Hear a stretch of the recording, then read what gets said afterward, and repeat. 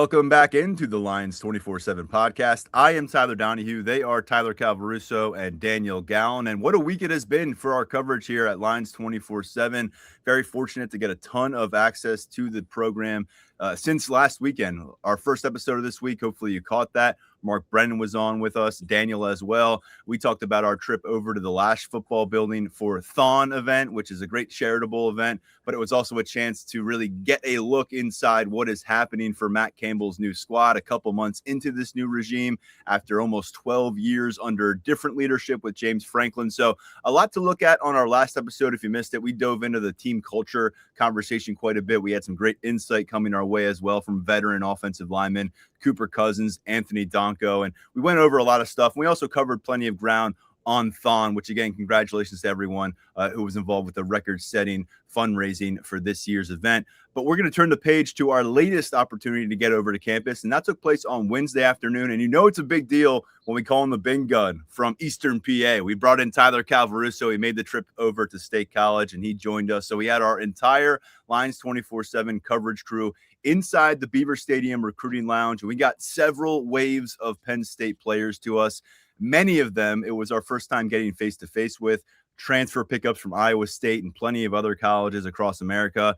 Key roster returners that we had a lot to catch up on that we hadn't spoken with since last December, last November, and just a lot over on the site right now. If you're interested at lions247.com, 50% off annual subscription gets you in the door and gets you everything you need to know about what we're experiencing. Photo galleries, video interviews, and a ton of content coming your way. It'll be a steady trickle, I think, of quotes, notes, and context from this event on Wednesday, because it's more than you can imagine in terms of time to go through and transcribe this stuff. And so expect plenty of that coming your way at lions247.com. We're going to do our best now to bring you kind of a condensed version of all that in a podcast form. And fellas, there's a lot of directions we can go in, but I think fittingly, we got to start with QB1, and we're going to go to you for that, Daniel, because you were among the many reporters who spent time with Rocco Becht, 3-year starter at the quarterback position for Iowa State, more than 9,000 passing yards there in a Cyclones uniform, a team leader looking to transition that success and build upon it with the staff here at Penn State.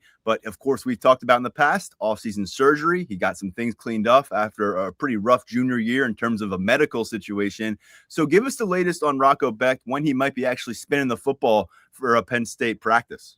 Well, things are trending in the right direction for Rocco Becht at this point in the offseason. He said he's going to start throwing this weekend. It sounds like the quarterbacks and the receivers and tight ends have been getting together every Saturday since they've been on campus. Routes on air, coaches can't coach right now. So, some player-led things. Beck has been at all of that, but now he's going to get the chance to participate. He said it'll take about 20 to 30 throws on Saturday. Overall, he plans to participate in more than half of spring practice. I think when we talked to Jake Waters and Matt Campbell earlier this month, they said that they expected him back at some point in the spring. Matt Campbell made the point that he wanted Rocco Becht's first time throwing the football in Beaver Stadium to not be the season opener in September against Marshall, but to get him in there earlier for a blue-white type game at the end of spring ball. So Beck expects to do more than half of spring ball, and he seems very excited to get back out there on the field and get rolling. I thought it was interesting that he called last season the lowest he's ever been. I think we heard a little bit about how there was a lot of effort to get him to Saturdays, with the injuries he was dealing with. Torn labrum in his left shoulder, AC joint sprain in his right shoulder. He wasn't practicing. Sounds like it was a pretty big effort to get him into the games. And now he feels like he's in a much better place, mentally, emotionally, not only being healthy, but having that experience now is something that he's gone through and overcome. This is the first of a few injury updates we're going to get to here at the top of the Lions 24/7 podcast episode. But Daniel, I want to kind of circle back with more on Becht, because obviously he's more than just someone recovering from an injury. He is going to be a heartbeat for this team, and that's the way a lot of people have described him. Guys who are with him at Iowa State, guys who are just starting to get to know him over the last couple of months, say he certainly carries himself with that charisma, like the QB1. They're all curious what it's going to look like when they get a chance to go out and battle with this guy. And look, he is not that 6'5", 240-pound prototypical gem of a quarterback that people have looked at the last few years at Penn State. But there's a lot of intangible qualities with Rocco Becht, and there's an ability that maybe we haven't seen since Trace McSorley to perhaps improvise in the heat of the moment. And so what did you pick up from your time? How was he at improvising with reporters? One thing that stood out to me in terms of the coming back from injury is that he expressed the sentiment that, the reason that he wants to get back is that he wants to prove to his new teammates what he's all about. That he knows what he's capable of, that, some of these Iowa State guys, they know what he's capable of, but, he wants to, earn his way, earn his respect within the team. And I thought that was a really interesting sentiment to, express as someone who, is coming in, as the big man on campus. Even though he is, quote unquote, new to Penn State, like he's got his head coach, he's got his offensive coordinator, he's got his quarterbacks coach. Like, it is, pretty tailor made, to be his program. It's not even like what we saw a couple of years ago when you'd have James Franklin being like, well, there is a quarterback competition technically going on when, we knew it was going to be Drew Aller. I mean, this has been pretty, I think, straightforward that it's Rocco Becht's show at Penn State, but it sounds like he still wants to go about things the right way. He said that the first thing he did, when he got to campus was he reached out to the GM, Derek Hooger, and got everybody's number on the roster. And, he's been going through trying to learn everybody's names, get in touch with them, have that communication. We've heard a lot about the leadership, and I think this is how he's going about showing it. He's an interesting guy. He talked a lot about how his family is really excited about this move. His dad's side of his family is, in Philly, in the Philly suburbs. Mom's side of the family is from West Virginia. I think he said that one branch of his family that they'd only seen him play twice ever, and now they're going to be at every game, every home game up at Penn State. He sounds really excited to be at Penn State. I thought that is everything you wanted to hear from the quarterback, especially someone who is stepping into a unique situation with how this roster is constructed right now. So I thought it was a really good introduction to Rocco Becht and what he's about.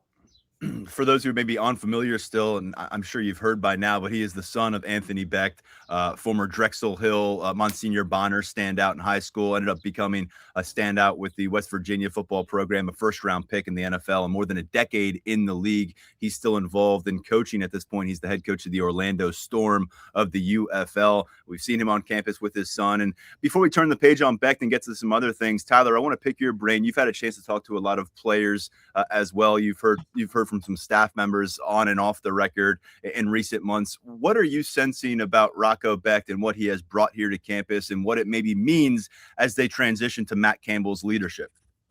I think having that bridge, being that he is such a prominent presence in the locker room as a leader, and then on the field, obviously, once he assumes that QB1 role, when spring ball rolls around, you've got a guy who, personality-wise, has helped some of the newer guys, I think, feel a little bit more comfortable with this staff that has come over from Iowa State. Like I said, kind of operating as that bridge from the old regime to the new regime. Because plenty of these guys, I mean, they knew James Franklin, they knew the previous staff, they didn't know what they were going to be getting with Matt Campbell, specifically as a person.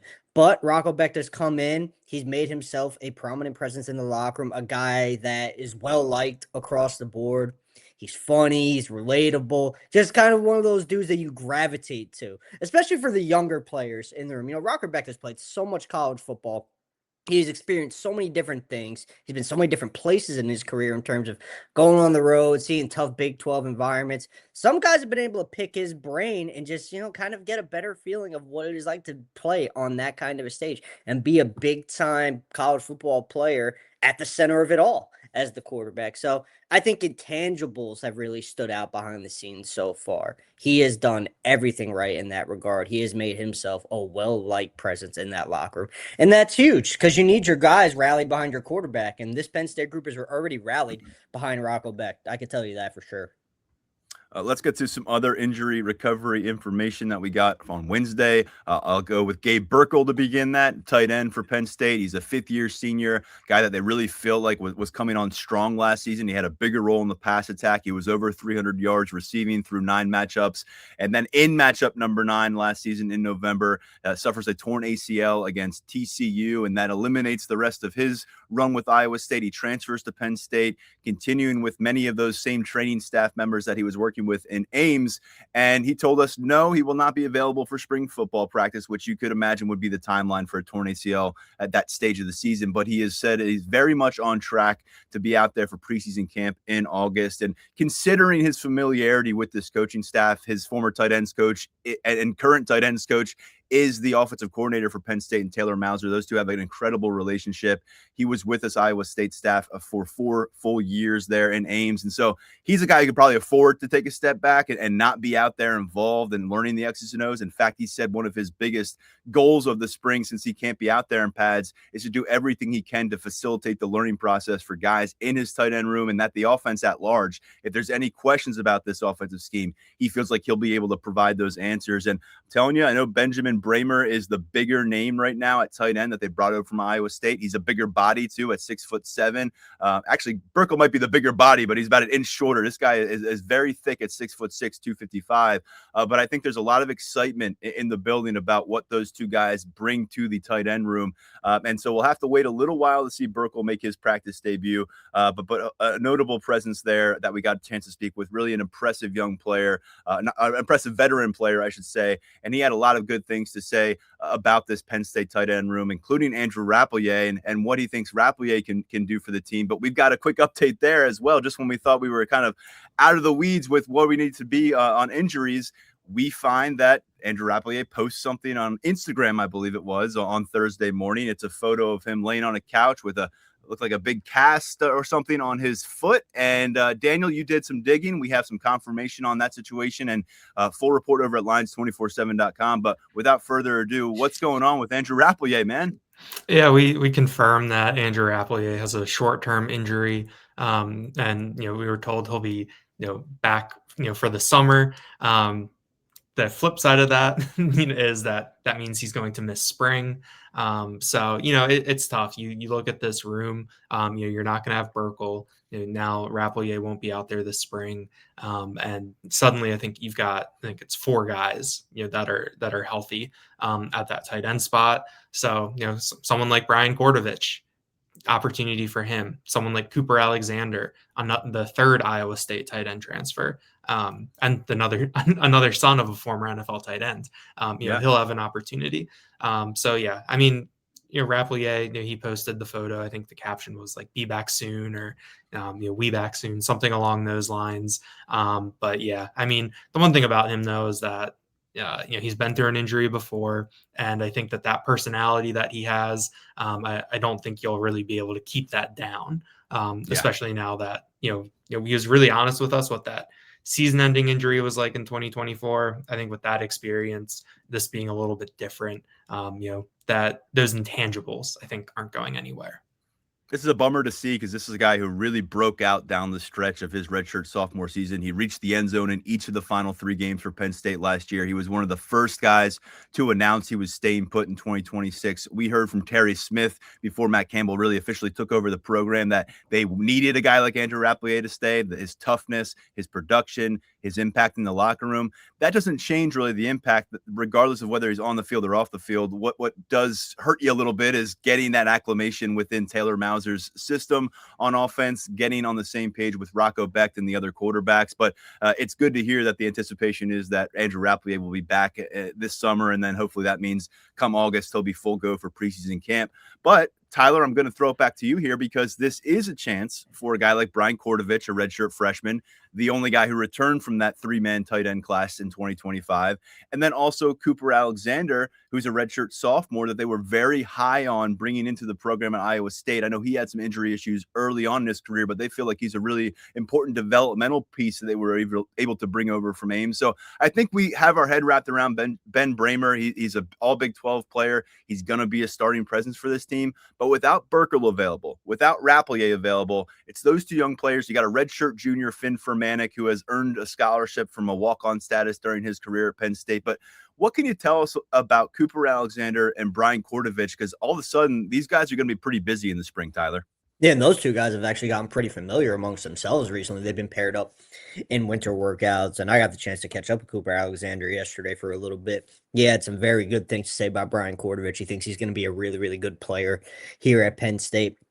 Alexander by his own accord, has taken his biggest strides working with Taylor Mauser as a blocker. And I think that's really important here because he was very open in the fact that, look, he came to college knowing what it takes to be a pass catcher as a tight end, but the blocking stuff is where he's really, really grown. That's what I think will allow him to play his part in this Penn State offense. Because, look, I've said it time and time again. You guys have said it time and time again. If you're going to play for Taylor Mauser, you got to be able to block to some capacity. It has to be part of your skill set if you're going to play in his offense, given the personnel packages that he has consistently rolled out throughout his career as an offensive play caller. So Alexander fits in that regard because of the strides that he has taken as a blocker. And we all know the pass catching ability that he brings to the table. He has a good relationship with Taylor Mauser.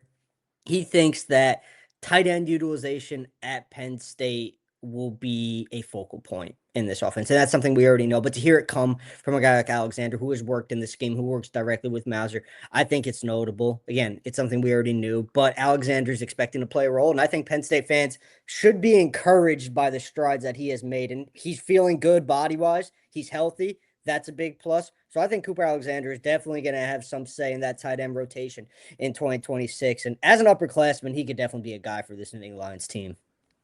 Yeah, we'll keep tabs on him. It'll be fun to watch him get some work in spring ball. Hopefully a lot of people will get to get eyes on the new tight end and players across the field in Beaver Stadium on April 25th. We're not quite sure what that blue-white game structure will look like, but we hope to join you in Beaver Stadium for a look at this squad. Daniel, let's go over to Tony Rojas, because when you talk about roster retention, Rappleyea was a huge piece of that. Guys that we talked about last episode, and Donko and Cousins were big pieces of that. But you can make the case that Tony Rojas was maybe the priority, especially on defense, and he is back as a senior. He is also recovering from an injury. Before we get to the motivation of why he remained a Nittany Lion in 2026, talk us through his process. He was injured during practice after the Oregon matchup last year, missed the remainder of the schedule. I don't need to remind folks how the defense looked before and after Rojas's injury. So this is a significant situation to get him back in the fold. Yeah, Rojas said that he was hurt on the first play of practice. I guess that means the first team rep of that Tuesday session, the week of the UCLA game. And, he said that it was very difficult for him.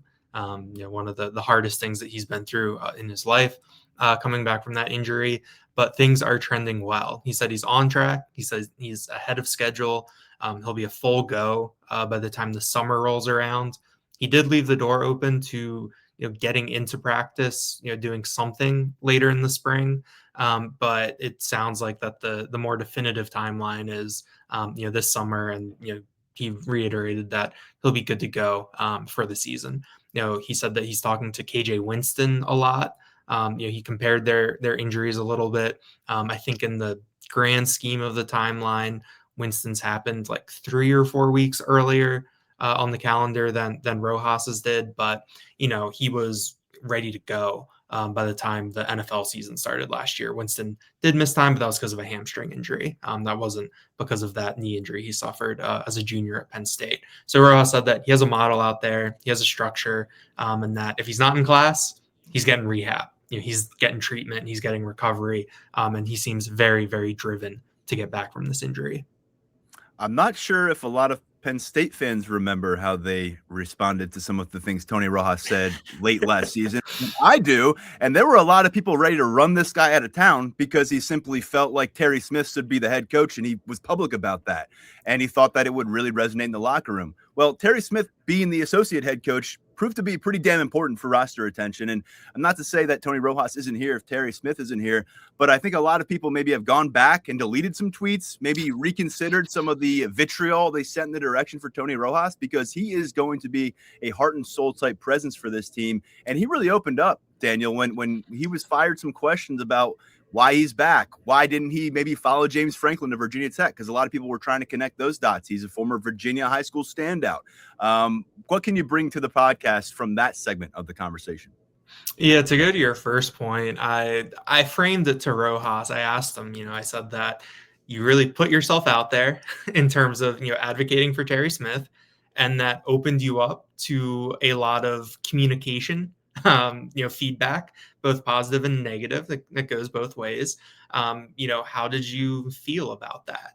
And, he had been asked earlier about his advocating for Terry Smith, and he said a similar thing that, that was what he believed. And he wanted to stand up for what he believed in, what he believed was best for the Penn State program. And so, that was the way that he felt to go about it. And, he seems, satisfied, I think, with how things turned out. I did ask him too. I was like, what was that like for you guys with the coaching search? The way that went on. And I think the word that he used to describe it was annoying, that, there'd be rumors, then rumors would die, then there'd be another run, and then that those would fizzle out. I see he was following our coverage at Lions 24/7. Thank you, Tony. Yeah, I wonder who he is on the board. But yeah, I think overall, he had a lot of interesting things to say. I'm gonna write something, I think, later Thursday or early Friday about it that'll be up on the site. But a couple key points. One thing was that he said that he never really considered following James Franklin to Virginia Tech. He said it would be too low to go to Virginia Tech. I think there's two ways of interpreting that you could interpret that as Virginia Tech being below his status, or you could interpret that as being, underhanded, like that's a really low move, to leave Penn State, go to Virginia Tech. But he said Penn State is home. He did acknowledge that there were a lot of schools reaching out to him to try to get him to go into the transfer portal. He said that he couldn't say, he didn't feel like he could specifically say which ones, but he was asked if there was a school in the South with really good weather that wanted him, and he said that there were a lot of schools in the South that were in touch with his camp to try to get him to move.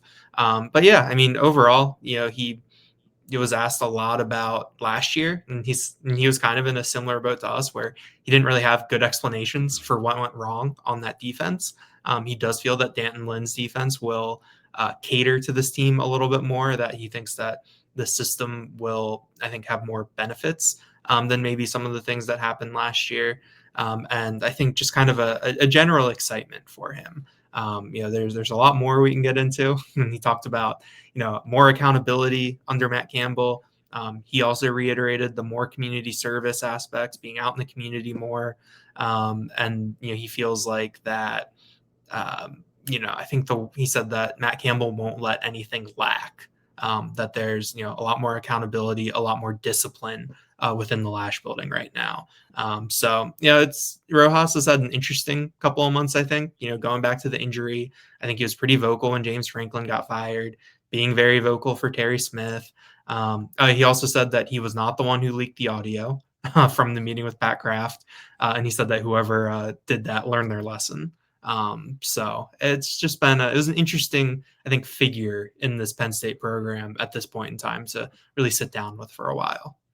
And shout out to Pat Kraft and that leaked audio for letting us know that Miami was making a push for Tony Rojas. That was helpful from that conversation. We had heard about that in the past, but apparently the eventual national champion runner-ups were making a play for Rojas. Obviously, he stayed here at Penn State. And we'll get into some linebackers more a little bit later, because I caught up with each of the Iowa State transfers that are going to play an impact in this defense. But I know those linebackers and probably Tony Rojas are very excited about what they have done at defensive tackle. They've got some big bodies, the likes of which we haven't really seen around here. I think PJ Mustipher is someone who comes to mind, who had somewhat of a similar frame, but there's like 4 or 5 dudes walking around with this team right now who just look different than any defensive tackles we've seen come through. And they have experience. They have experience on different campuses. They're coming here. Some of them have already played for the defensive line coach, Coach Malloy.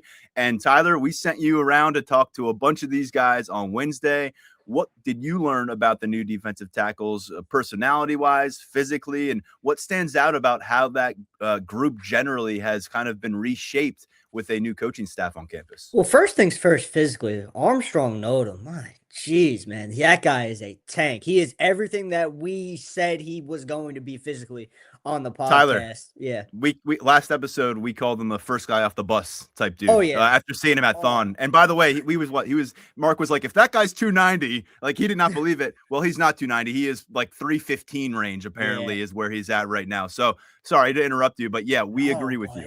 Dude, 100%. No, yeah, we had a conversation about strength and conditioning, nutrition with him. He's bulked up a little bit. He's continued to add good weight, and his physical transformation, I think that's going to make him a player at Penn State long term. All of these guys, I got the chance to talk to all four of the defensive tackle transfers. Great personalities. They're really excited to be at Penn State. One thing that I wanted to talk about with all of them was Malloy specifically and his emphasis on family, culture, how that's such a big part of his philosophy overall, and how that has helped a lot of these guys get settled in at Penn State. Because for a lot of these guys, it's been a culture shock. None of them are from the region. None of the defensive tackle transfers are from the region. The closest one would be Armstrong Nodum, and he's from Texas. Going to Oklahoma State, that was one of the first times in his life that he's seen snow, and it was just a little bit. And Keanu Williams is another one. He got to Penn State. He saw snow. He was blown away. He's just not something that these guys are familiar with. So Malloy has been so big in getting these guys settled in at Penn State, making them feel comfortable in State College. For the two UCLA transfers at D-tackle, Keanu Williams, Siali Tapaki, it's been interesting for them, coming over after knocking off Penn State last season. They've had some good laughs with some of the O-linemen about that kind of stuff. Keanu Williams was saying Cooper Cousins is still like, we have no idea how that happened. That's still crazy that happened. But all these guys, they're coming in. They feel confident about their fit in this scheme that Penn State is going to run up front. They're really excited to be part of this new era of Penn State football. Keanu Williams, I think he's going to be really, really big for this Penn State D-line on and off the field. He's got that vibe, that leadership type vibe to him. He's seen it all in college football. He said that at UCLA, every single year that he was there was a coaching change in some capacity. So he's constantly had to adjust to new coaches, new scheme, new personnel. So that's going to help him, I think, kind of blend into this Penn State defense really, really well.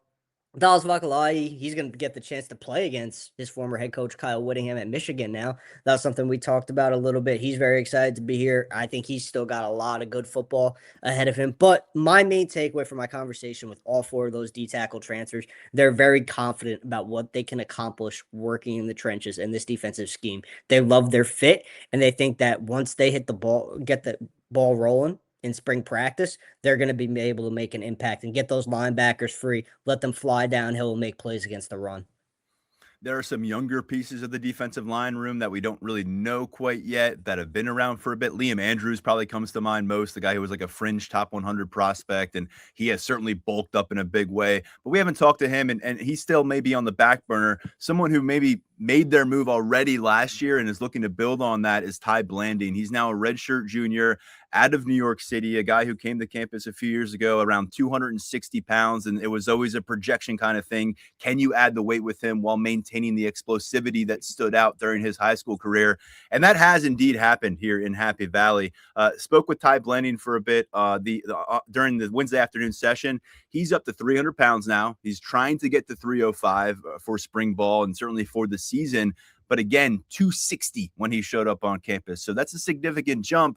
And how has that impacted his explosivity? Well, 40-yard dash when he got to campus, 5.0 range. 40-yard dash now, 4.8 range with 40 more pounds on. So you love that combination. I think we've already seen some really big flashes from Tai Blanding. Thought he stood out last year in the blue-white game. Thought he stood out this year in non-conference play. And then by the end of the season, into that Pinstripe Bowl, he had some moments as well when they were beating Clemson. Long has been compared to Zane Durant because of his size, stature, his ability to be a penetrative defensive tackle. And I think you kind of walk over to him after seeing some of those defensive tackles that Tyler talked with, and you think you're sitting down with a middle linebacker. But this is a guy who is 300 pounds and truly sounds mentally, physically prepared to take the next step. And he thinks there's going to be a really strong, heavy rotation that Penn State's going to implement, depending on what they're facing down in distance, talent-wise from an offensive personnel, where they can blend, mix and match these new pieces, these roster-retained pieces like Blanding, and find the formula on a game-to-game, possession-by-possession basis to win those battles inside. So I just wanted to pass along a note on Tai Blanding before we get over to the offensive line. And when it comes to the offensive line, Daniel, Malachi Goodman is a guy that certainly warrants attention. He came to campus last year as a top-rated member of the 2025 recruiting class, ended up not playing it down. He was a summer enrollee. They didn't really have a starting offensive tackle go down with any kind of long-term injury. They had 3 starting offensive tackles that they essentially utilized during the course of the season. And then Egan Boyer proved to be kind of that 4th guy. He got to start in the Pinstripe Bowl. He's out down in at Florida with Phil Trautwein now, working with the Gators. Those other 2 starting offensive tackles, Nolan Rucci and Drew Shelton, preparing for the NFL. Anthony Donko looks locked in as the right tackle, but we've placed a lot of emphasis. We talked about it a bit earlier this week on what happens at the other tackle spot. Owen Alisina, Garrett Sexton are a couple guys I'll get to as well in a moment. Qual, who came over from Iowa State, Will Tompkins, who came over from Iowa State, both of them redshirt freshmen. They're going to get a chance to kind of push for opportunities there. But Malachi Goodman's hard to ignore because of his physical stature, because of his background with the recruiting clout. And Daniel, just to pass along something from Ryan Clinton before I pass it over to you, because you sat down with Malachi Goodman on Wednesday. Clinton says he believes Malachi has the best body fat to muscle mass percentage on the entire team, not just in the offensive line room, but in the entire team. He said if they use his genetics as a multiplier for everything else they're doing, they are going to be in a spot to have an absolute beast of an offensive lineman for years to come. And again, a guy to watch firmly at the tackle spot, maybe opposite of Anthony Donko as they work through their options in spring ball. What did you pick up from Malachi Goodman? And I believe this was his first interview with Penn State reporters since enrolling on campus last summer. Yeah, it was, this Iowa State staff really is excited about Malachi Goodman, or these coaches coming in from Iowa State. I think I brought it up on an earlier podcast. I put it on the board. Taylor Mauser said, we didn't get this kind of guy at Iowa State, that this is the pedigree recruit that, they weren't really in the running for. And he said, nobody's fault, but that's just the landscape. And then Malachi Goodman gave us the classic, stars don't matter. None of that mattered once I got on campus answer. But it was an interesting conversation with him. And some of these conversations were interesting yesterday because the way that college football is right now is that, your first question to really any guy who came back from the Penn State roster last year is just kind of like, well, why are you back? And Malachi Goodman was one of the guys where you asked him that, and he was just kind of like, well, there really wasn't that much of a question that I would come back. Or, some of these guys don't really have an answer because, I do think that they're still ingrained in some of these guys when they get to their colleges that this is a 4-year commitment. This is where you're going to be. And so I thought that was interesting, especially because say what you want about stars or whatever, he was the highest profile member of that recruiting class, that he was regarded as one of the best offensive linemen in the country, a premium tackle prospect. You hear all about in the portal how hard it is to get quality offensive linemen. We know that, what the battles are like, on the recruiting trail for these 5-star offensive linemen, these guys that you think can be cornerstones of offensive lines. So he was someone that, I think really likes Penn State. This is where he wanted to be. Obviously, Ryan Clanton, said the right things. He got the right impression from Matt Campbell that he wanted, and so, he was sticking around. He said that he didn't really realize that he needed to put something out that he was going to come back. So, it was interesting getting to know him. In terms of on-field things, he said that he worked primarily at left tackle last year. But when he was a junior in high school, he played right tackle. And, over the course of his redshirt year on campus, that he got, reps on the right side here and there, even though it seems like the left side has been his primary focus. I asked him, what's it like to redshirt? Because you get, it's interesting process for everyone. And, he said that it wasn't a bad thing and he didn't look at it like that. He was there to get developed, get his feet under him. I think he was aware of what that depth chart looked like he ran down Tyler. And so he seems pretty satisfied with where he is. So yeah, I mean, good personality, pretty low key kid. And I'm looking forward to digging back into my conversation with him and getting some stuff up on the website. Goodman listed at 6'6", 315, outstanding athleticism. There's a reason he was a 5-star recruit coming out of Paramus Catholic, which is about a mile away from where I'm sitting right now at my aunt and uncle's recording this podcast. He was a big-time player here, had a lot of power conference coaches coming through.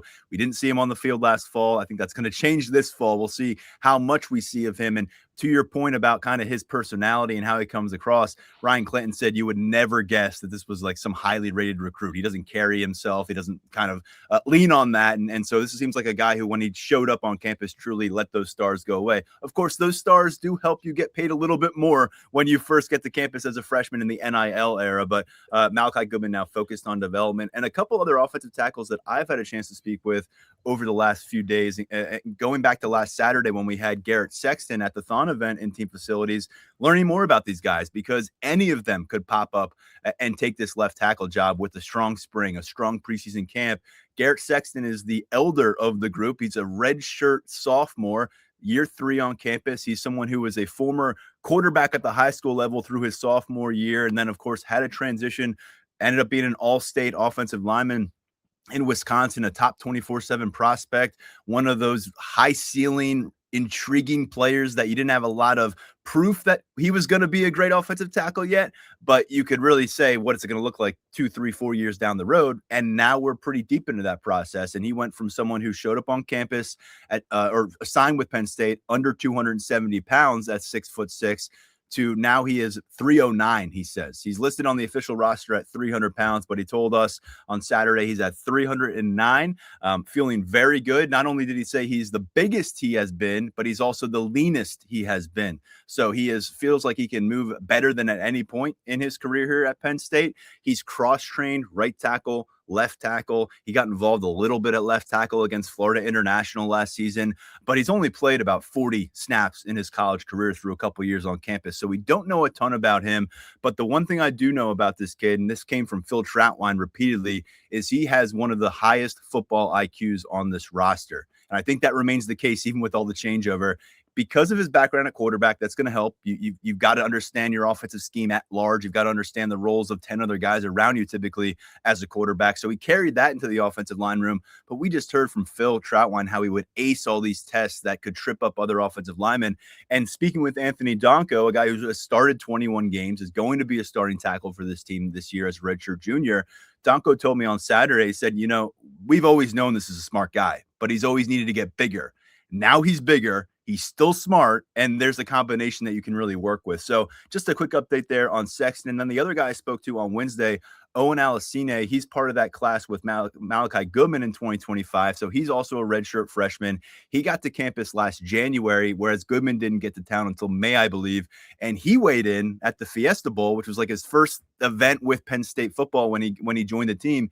6'7", 250, guys, is what he weighed in as a freshman when he first got here with the program. He is now at 300 pounds. He said he is trying to get to 310 for spring ball. He's still 6'7". It just looks a lot different now, the way his weight is hanging off that. Not a sloppy 300 pounds. I can confirm that. A guy who is really well put together right now. And he said he hopes that mom's home cooking during spring break is going to help push him toward where he wants to be entering spring ball, closer to 310 than where he is at 300 pounds. But a guy, you talk about an interesting journey. He showed up to the prep scene in sports as a hockey player, as a long, big hockey player, and then started playing football his sophomore year of high school, and ends up being a guy who's on the radar for a lot of power conference programs. I know we were all intrigued when we saw him in prospect camp, the way he was kind of fluidly moving around the field. And at that point, he was still pretty light for his size, but he was like the typical Phil Troutwine special, where you find this big framed, long, kind of lanky high school player, and you say, well, what does it look like when we get him here in a college strength and nutrition program and pack 40, 50 pounds on him? And so Phil Troutwine did plant some significant seeds for you at offensive tackle. He's not here anymore, but Garrett Sexton, Owen Alisina, Malachi Goodman, all names to know there in that competition. And like I said, a couple Iowa State transfers, Kowal, and Will Tompkins, also part of that process. Tyler, if I throw those three names your way of the homegrown offensive tackles that we were just discussing, Sexton, Alisina, Goodman, what intrigues you most from that trio? Because these are all guys that you covered extremely closely as they were high school recruits. I think it's the body composition of all three guys at this point, the physical strides that they have made in their development. It was a big sticking point with Garrett Sexton throughout his high school recruitment. We've talked ad nauseum about all of the good weight that he has packed on while maintaining that agility. Malachi Goodman has done a lot of really good work behind the scenes in the weight room, and he really likes this new strength and conditioning staff, training staff. That was something that I got the chance to talk with him as well, and he really praised that group. He likes the direction and things are going on that front. Owen Alisina. So if you go back to the high school recruitment and you think about where he was when he got to Penn State, the big thing with him was adding weight right off the bat. Not as much as Garrett Sexton, because he was a little bigger coming over from Avon Old Farms in Connecticut. He was around 270 when he got to Penn State. And remember, this was a hockey player at first. So while adding the weight, he wanted to maintain all of the agility that allowed him to succeed as an offensive tackle. And for Alisina, he said it was essentially a balancing act because he was so wrapped up in adding all this weight while also still continuing to really learn basic concepts, still developing what it's like to go up against the run inside zone, outside zone, fine-tuning his skill set as a pass blocker. So now in year 2, he's continued to pack on good weight, but he's more comfortable with the fundamentals of the position, more so than he ever has been before. And I think that is huge for Owen Alisina because he's worked at both tackle positions, left side, right side. He's continued to do that. And that looks like once Penn State returns to the field for spring practice, he's going to get reps at both spots. He's very willing to do whatever this staff needs him to do at tackle. And I think that opens the door for him to be a contributor sooner rather than later. He's the one, I think, from the start of all this, going back to the high school days. Obviously, Goodman, he's a 5-star. He's kind of in his own realm in this conversation. But Alisina has always been so exciting and so intriguing to me. And now hearing that he is kind of at peace with where he's at developmentally, feels like he has the foundation that he needs to have. You factor in the physical strides that he's made, I think you've got the makings of a really, really good tackle down the road. 4 seasons of eligibility left for both Alisina and Goodman. 3 seasons of eligibility left for Sexton. There's a lot to work with there. I don't know if they all find success here at Penn State, but I'd imagine somebody or multiple guys are going to break through for this offensive line. And Ryan Clinton did not inherit an empty cupboard. Although we don't have a lot of proven commodities to talk about at offensive tackle, there's a lot of intriguing talent there. We'll talk about intriguing talent, interesting body types. Let's talk about Keith Jones Jr., a new wide receiver on this team, a Grambling transfer. So taking a significant leap in competition up to the Big Ten. 6'4", 208 pounds as a redshirt sophomore, former standout at Edna Carr High School in New Orleans, which is a perennial powerhouse for recruits. And he also was a standout on the basketball court for that program. Broke into the starting lineup last year during the season as a redshirt freshman at Grambling. Finished the year with 32 catches, 450 yards, and 5 touchdowns, nearly 15 yards per catch. And pretty fun highlight video to watch. A guy that can really climb the ladder in addition to being 6'4" and go up and get the football. That's kind of reflected on his basketball highlights from high school as well. But Tyler, you had a chance to sit down with this guy, and I'll be honest, among all the players that we've had a chance to sort through, this is a guy that I'm incredibly intrigued by because no one's really discussing him. There's a lot of focus on the Iowa State wide receiver pickups and Brett Eskelsen and Chase Sowell and Kobe Howard coming back. But this is someone who's really coming off a momentum building year at Grambling and brings some intriguing size to the outside. Yeah, he's one of the biggest unknowns in this transfer portal class from commodity-wise because, he's coming from Edna Carr High School in Louisiana, where we all know that's one of the top programs in that state. But he focused on basketball for a while. And this is why I really want to talk to Keith Jones about this. And he said something very interesting about his basketball background. He played football his whole life, but basketball became his focus at some point. He thought that was going to be his future. Then he shifted back to football. And he feels that his foundation as a basketball player, what he built, he said he attacked football the same way he attacked basketball. He feels like he's basically still playing basketball, but now he's just going up and getting it vertically down the field as a wideout. And he thinks that is kind of played a big part in his success because he's maintained a consistent mindset going from focusing on basketball, focusing on football. And he thinks that is why he was pursued by Noah Pauley before his departure for the Packers. Because Pauley's big thing when pursuing Keith Jones Jr. was, hey, look, you could be a guy for us in the red zone. You could be a guy for us on the outside. You go win those jump balls, use your athleticism to your advantage, fall back on all of those raw physical traits that you have and that you flashed during your brief time at Grambling State. So I was able to learn a lot about Keith Jones, his mindset. He's very excited to be at Penn State. It was a culture shock for him arriving in State College, coming up from Louisiana, but he said he was kind of anticipating that. He's still getting to know the new staff, still getting to know Kashif Moore, new wide receivers coach. He's had a meeting with him. Obviously, that's not the guy who recruited him to Penn State, but those two seem to be off to a pretty good start. And the role and the vision remains the same.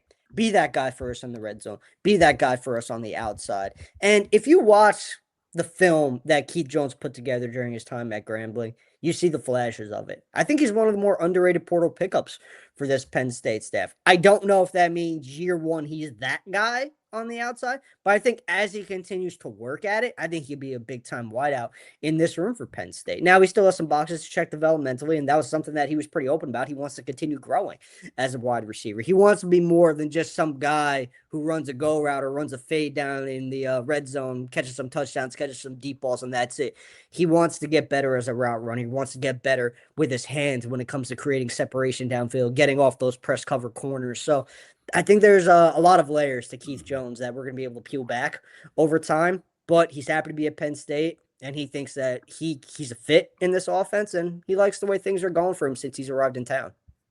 You better believe receiver will remain in the spotlight here in 2026. It has been in the last few years. And like you said, Kashif Moore, the wide receivers coach, that is now official. We talked about it for much of a podcast episode last week about that being the anticipated hire based on some reporting. That is now officially announced as of a couple of days ago by Penn State. So former UConn, Colorado State receivers coach Kashif Moore, now here on campus working with Penn State, one season removed from working with consensus All-American Skylar Bell and a Bolitnikoff Award finalist Skylar Bell up in Storrs, Connecticut. And I want to go over the running back room right now, and I'm going to lay out a few things. And I'm going to toss it over to you for your feedback on this, Daniel, because the Nick Singleton, Katron Allen era is over. Since 2022, this has been the story at running back, and now it's not. Both of those guys at the NFL Scouting Combine in Indianapolis this week. And so we're trying to figure out what happens next. Now, earlier this month, we heard from Matt Campbell. We heard from new running backs coach Savon Huggins, and both of them referred to a potential 1-2 punch between transfer pickups in James Peoples coming from Ohio State, where he was a primary backup for the Buckeyes last season, and then Carson Hansen coming from Iowa State, who was a bell cow for Iowa State last season. The final 5 games of his junior year in Ames, 100-plus yards rushing. And so had a chance to speak with both of them, and they're coming from opposite directions, whereas Carson Hansen has to understand right now, given the presence of Quinton Martin that we'll talk about, given the addition of James Peoples, he's on a new campus, he's not looking at a 25-touch per game situation anymore. He understands that. He's embracing it. He wants to do what he can to help guys get a fit on this offense that he knows so well from his time at Iowa State. And he was kind of the consummate team player in a lot of the answers that he gave us in Carson Hansen. That's not a surprise, but a guy who had 21 touchdowns the last couple seasons would have been over 1,000 yards last year if they play in a bowl game. I think he's at like 950 on the year. And then on the opposite end of the spectrum, James Peoples, who was a highly lauded recruit going to Ohio State out of Texas, didn't really break through there at Ohio State. I think he was never really had his opportunity, never had more than 10 carries in a game. And so he's kind of trying to meet Carson Hansen in the middle and be a guy who gets an uptick in his carries while Hansen comes down a bit. And I found it really interesting that they have talked about they're already pushing each other. They called each other, the brothers. And so that's great to hear. But the wild card to me, and I know you guys probably agree, is what is next for Quinton Martin Jr. Because like James Peoples 2 years ago, he showed up on a college campus as a premier prospect. Quinton Martin Jr. was one of the longest term targets for Penn State in the 2024 recruiting class. He grew up a Penn State fan. He talked about Terry Smith establishing an uncle and nephew relationship with him during the recruiting process and building that here. And that's part of the reason that he's still around. But Penn State played about 750 offensive snaps last season, Daniel. We all know Quinton Martin wasn't involved in any of them. We thought he might be on his way out of campus and really a guy that we never would get a chance to wrap our heads around here in a Penn State uniform. Instead, the second half of that Pinstripe Bowl game happened. It was Corey Smith who got the first opportunity at the running back job against Clemson. Didn't generate much. And then Quinton Martin took over, 20 carries, 101 yards, picked up some key gains in the second half during the Pinstripe Bowl win. And he decided to stick around. In fact, he said he avoided talking to other coaching staffs because he said he was so convinced that he needed to be at Penn State. It was right for him that he didn't want to risk turning his head and kind of hearing something about the grass being greener on the other side. And so here he is, Daniel, 210 pounds. Last time we saw him, he was 195 pounds. The goal is to get to 220 by the time the season starts. And that's the blueprint that Matt Campbell laid out for us earlier this month. He said, this guy needs to be a power back, someone who can go between the tackles. He's got this big 6'2" frame. And Quinton Martin did not mince words. He said that he welcomed Carson Hansen and James Peoples into the brotherhood, part of the culture. He loves having him in the room. But he said his mission this spring is to show that he can be the number one guy, to show that he can be the number one running back for Penn State. So we're a few weeks removed from the coaching staff talking about two other guys as a 1-2 punch. Then you've got Quinton Martin saying, hey, not so fast. I'm ready to make my claim. He sounds confident. He's on a 4,000 calorie a day diet, and what a world to live in to be able to do that and be healthy from it. But Daniel, with all those different pieces in play, and again, the era of Nick Singleton and Katron Allen coming to a close, what do you make of all this? Well, don't forget Cam Wallace is back too. And one note from the NFL Combine, Zane Durant got asked at the podium, like open-ended, what Penn State player would you have your eye on this year who's still on the team? He said Cam Wallace. Wow. So yeah, I mean it's going to be different now, which I think that we talked about it a lot where Penn State was very fortunate to get through 4 years of two high volume running backs. And not really have to have the RB3 or RB4 be, crucial players in that. We know that both Allen and Singleton were banged up at different times of their careers, but the way that things worked out, the types of injuries they had, it was fine. Penn State was able to weather that. And, we talked about where before every year, we were like, well, things might be different this year, or like, yeah, like, you never know, like this position, everything that goes into it. And never happened. And so, where we are now to be talking about 3 or 4 guys, I think that's what you have to do. It is really interesting dynamic. I think James Peoples, there's the video of, Penn State's winter workouts. There's a clip of James Peoples in there that, caught the attention of some people on our boards because he looks enormous, looks very well built, which I think is what you would expect for someone with his recruiting pedigree. And after spending time at Ohio State, I think Carson Hansen's production speaks for itself. And so I'm just really curious how all of this is going to fit together, how they're going to utilize these different skill sets like we've talked about with Quinton Martin's ability to be a receiver. And then we'll see where things go. But yeah, I really liked your rundown of where Quinton Martin is right now, what his approach is. I don't want to say that we were like surprised that he came back. But it was one of those things where you're trying to read the tea leaves, you're trying to look at the writing on the wall. And after going through an entire season without regular season without an offensive snap, like I think that it's pretty impressive, for this Penn State staff to, have the vision for him. I think we all know Terry Smith is a big factor there with his Western PA connections. But yeah, I mean, credit to Quinton Martin for, deciding to stick it out and, looking for an opportunity.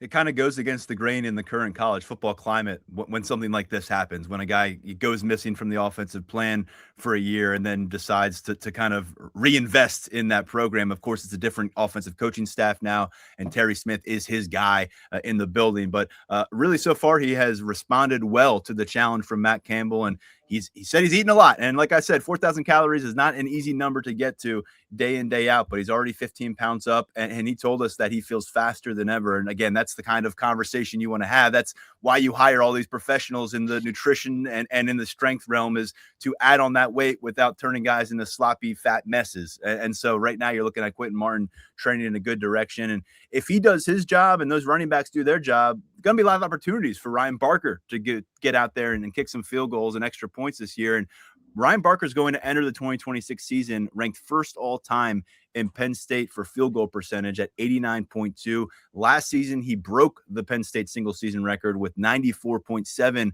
field goal conversion. And that featured a blocked kick early on in the season, not even a miss. And so Ryan Barker was sneakily one of the most important players to keep here on campus, because I don't know if you noticed, folks, but even in the college football playoffs, there are significant issues at the kicker position across the country. And so you look at being able to keep a guy who has been this consistent over a couple seasons on campus. What did you learn from Ryan as you had a chance to sit down with him, Tyler, or Daniel? Yeah, I know that there's some jokes within the kicking community about, the guys who win the awards and, make the All-American teams, and how that can be a little bit of a jinx, once you get into the Big Ten title game, the college football playoff. And so I think maybe for Barker, it's good. He flew a little under the radar nationally last year. No, it was a good talk with him. I mean, I think that, these specialists, they're all wired a little bit differently, just given how, sort of solitary that position can be.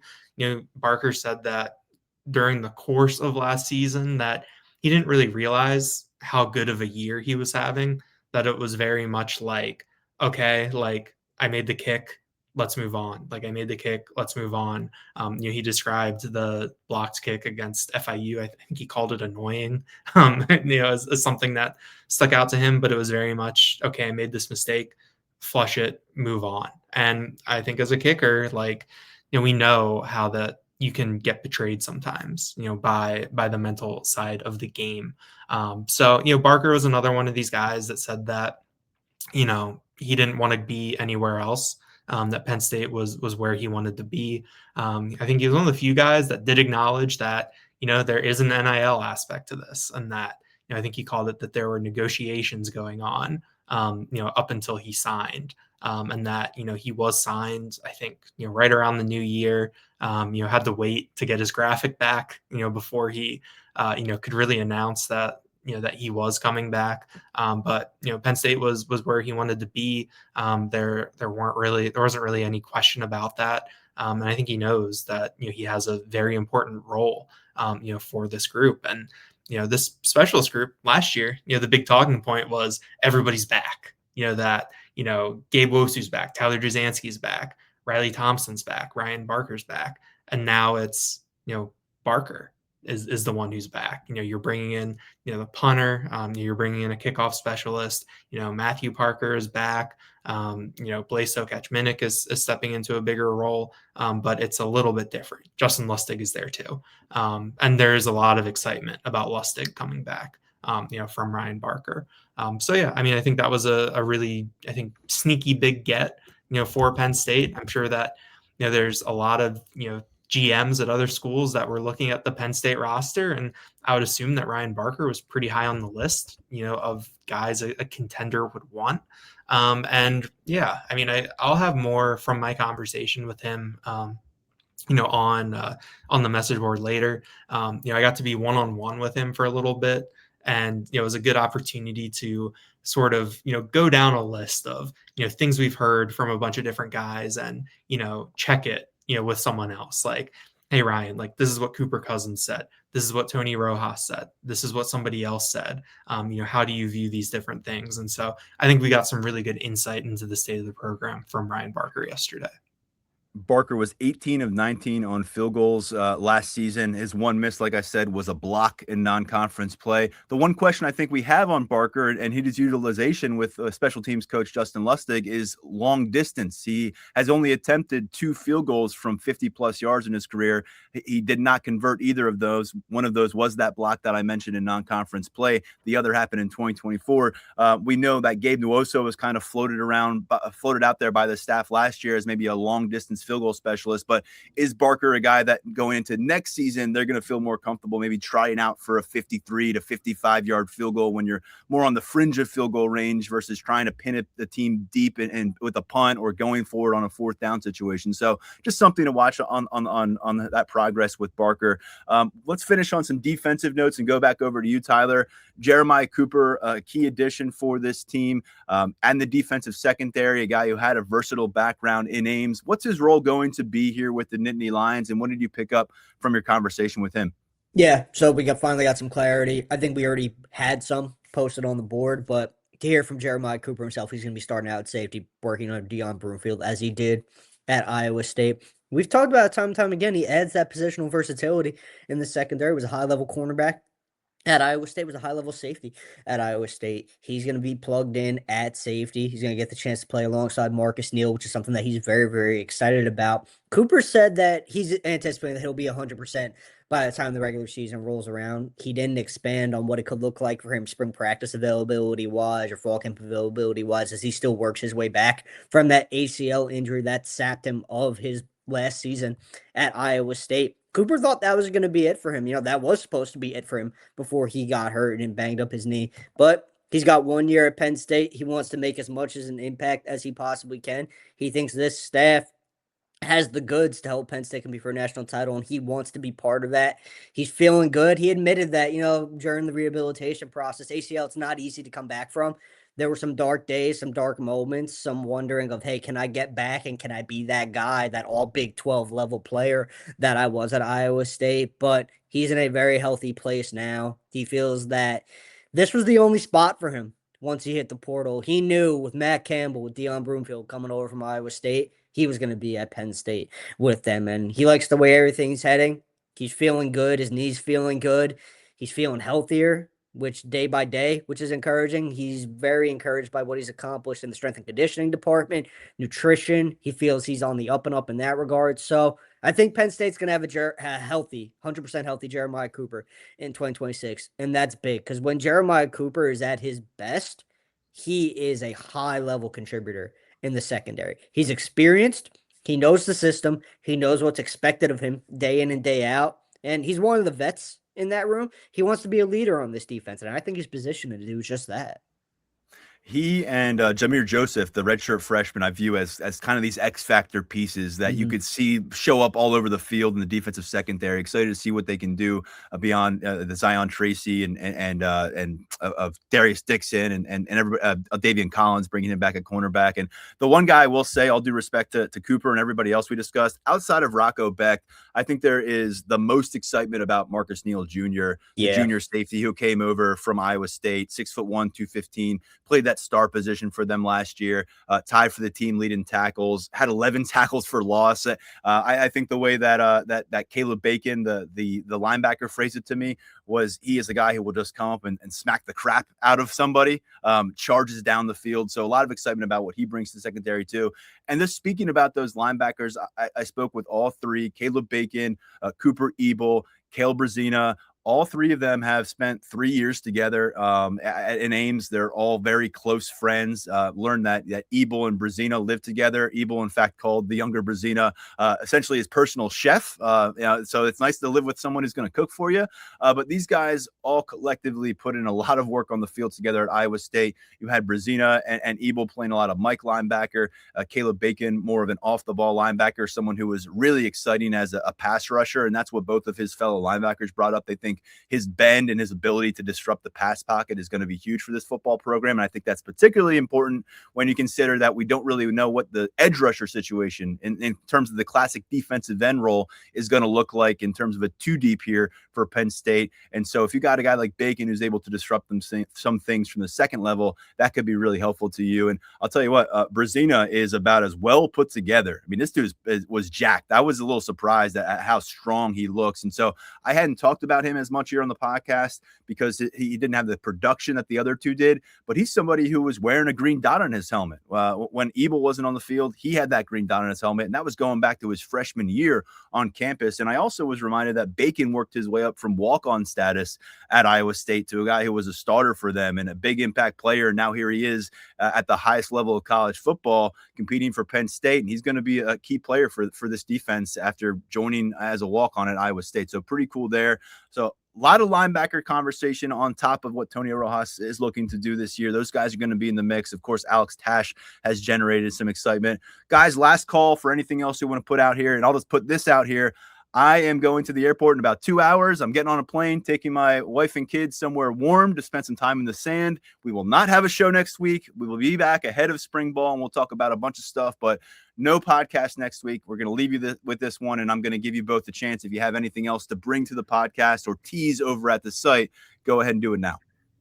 I think that we're going to have a lot of updates. I would say keep checking that thread. As we go through, we touched on it more, I think, after Thon than we did today, but we got a lot of insight into the culture within the Lash building right now under Matt Campbell, and a lot of interesting things were said by pretty much everyone coming back from last year that we talked to. I mean, Tony Rojas said a lot. Ryan Barker, said some things that were pretty interesting. I'm sure the rest of you guys heard, some different things. Accountability was a really, really big theme, and I think something that we're going to be diving into as we, really sort through all of this audio.